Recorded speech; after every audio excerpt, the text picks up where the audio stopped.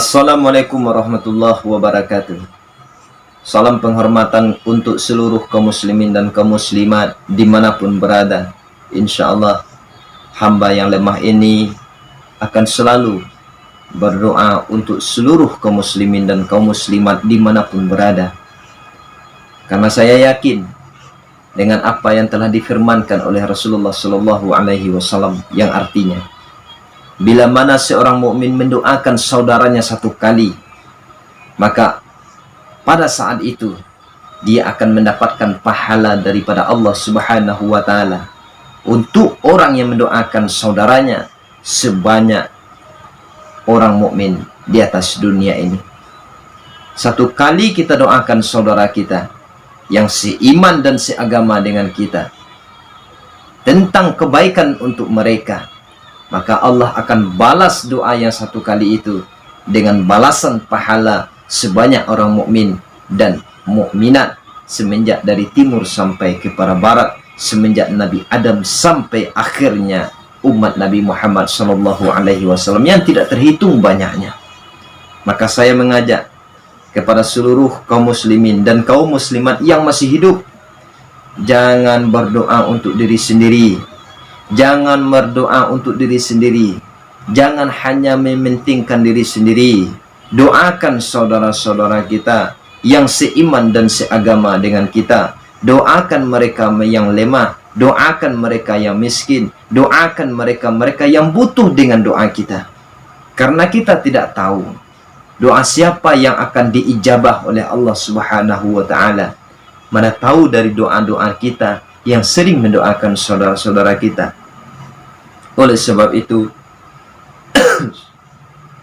sebelum tidur, saya berpesan dan mengajak, atau istilah orang Minang, kok takaluk manjaguan, kok lupu mengean. Rasulullah berwasiat kepada Aisyah, wahai Aisyah, jangan tinggalkan 4 perkara sebelum engkau tidur. Yang pertama, khatam Al-Quran. Yang kedua, buat seluruh para nabi dan para rasul reda terhadap dirimu.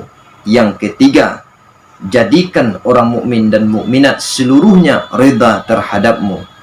Yang keempat, naik haji dan umrah. Aisyah termenung di waktu itu. Maka Aisyah langsung bertanya kepada Rasulullah Shallallahu Alaihi Wasallam, ya Rasulullah, bagaimana caranya aku bisa mengkhatam Al-Quran di waktu yang sempit ini? Maka Rasulullah tersenyum di waktu itu, wahai saudara-saudara, dengan pandangan kasih sayang, dengan pandangan yang penuh cinta terhadap Aisyah. Maka Rasulullah mengajarkan kepada Aisyah, wahai Aisyah, engkau baca surat Al-Ikhlas sebanyak 3 kali, maka engkau akan mendapatkan pahala sama dengan khatam Al-Quran.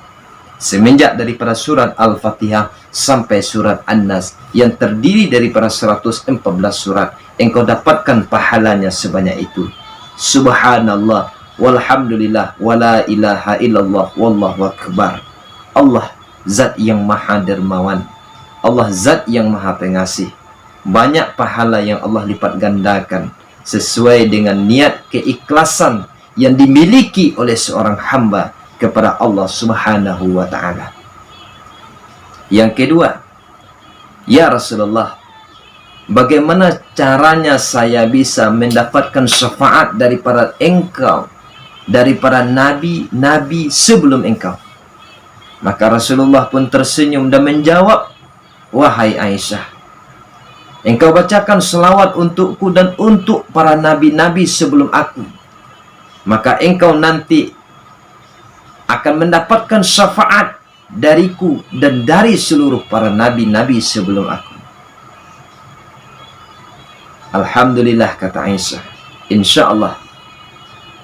Yang ketiga, ya Rasulullah, bagaimana caranya bisa saya meminta maaf dalam waktu yang sempit ini kepada seluruh orang mukmin di atas dunia, sementara waktu sangat singkat? Maka Rasulullah pun tersenyum sambil menjawab, wahai Aisyah,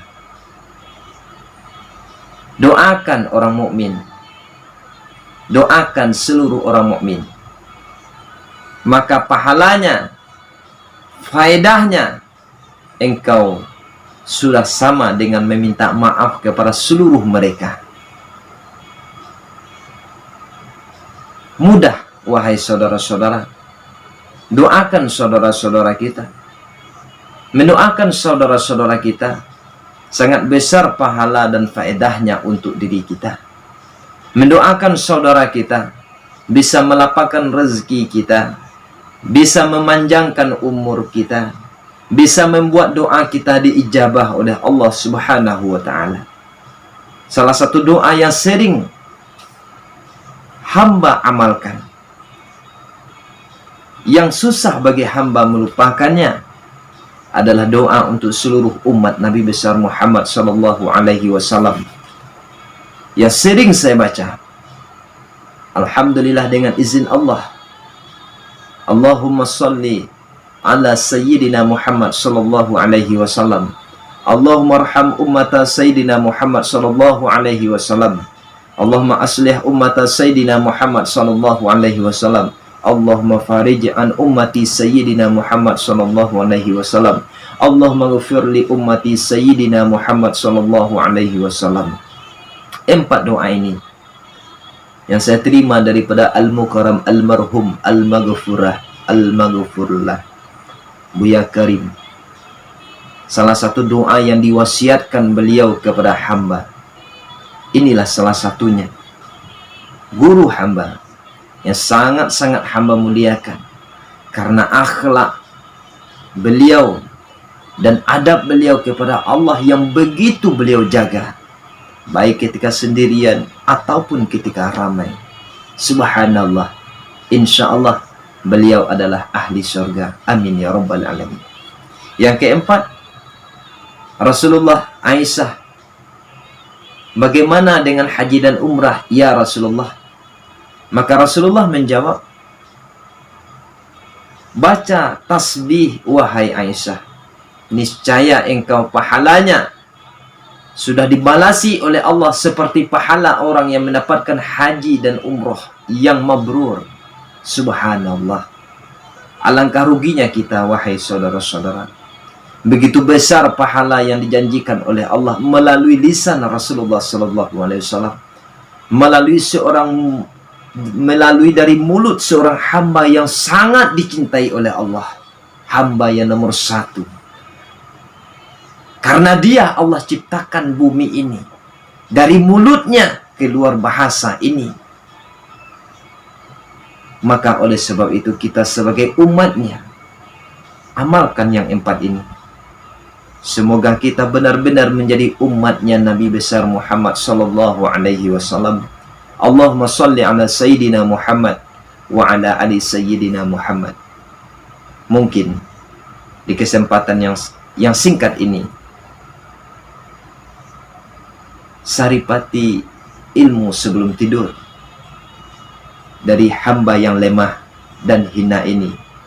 Semoga hamba yang dhaif, bila mana ada kesalahan dan kejanggalan atau bahasa yang kurang tepat, hamba saya siap dikomentari. Silahkan tulis di kolom komentar.